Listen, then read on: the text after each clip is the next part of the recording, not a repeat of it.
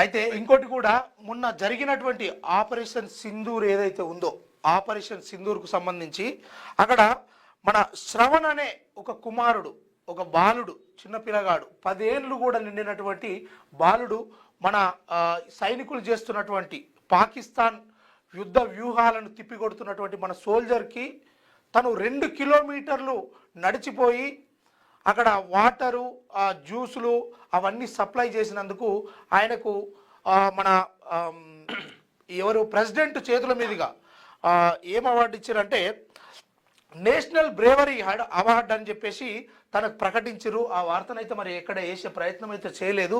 కానీ ఇది ఒక గొప్ప పరిణామం. ఎందుకంటే చిన్న పిల్లల్లో కూడా దేశభక్తి నిండుకపోతూ ఉంది.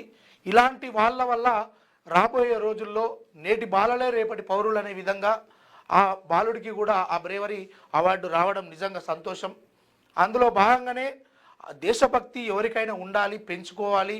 చిన్నపిల్లల నుంచే ఈ దేశభక్తి అనేది కొంతవరకు పెద్దగా అయిన తర్వాత మంచి దారులకు వేసే అవకాశం ఉంటుంది. నెక్స్ట్